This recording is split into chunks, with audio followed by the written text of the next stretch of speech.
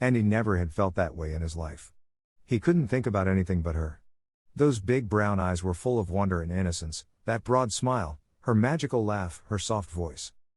He couldn't focus on his homework or the job he had to do to bring some money to his troubled home.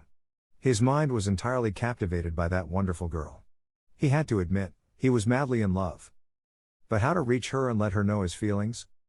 He knew she was working as a nanny for a family near the park, and he decided to go when she was walking with the kids and wait for her with his guitar singing ballads, hoping she would catch the message. She did.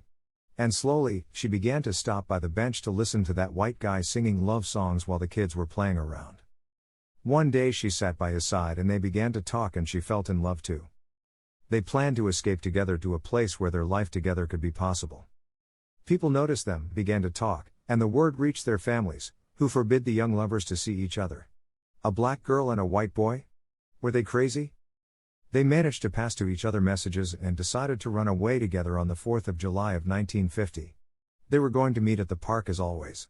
Andy had a truck with which they wanted to head to the north and settle in New York. But Andy's co-worker, who had friends in the Klan, discovered the plan and waited for them with 3 more thugs in the park. Andy arrived with his best suit, guitar, and a bouquet of flowers to pick up his girlfriend. But instead of an excited, beautiful Loretta waiting for him, he found her bleeding in the arms of those criminals.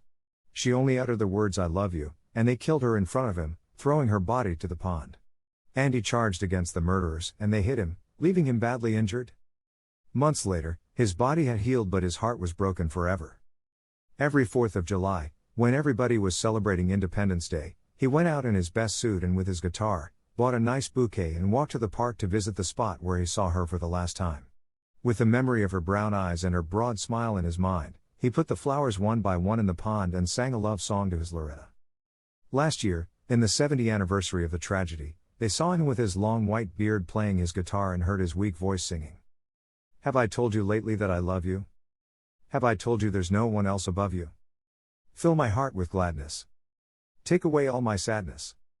Ease my troubles, that's what you do. FFFC 100.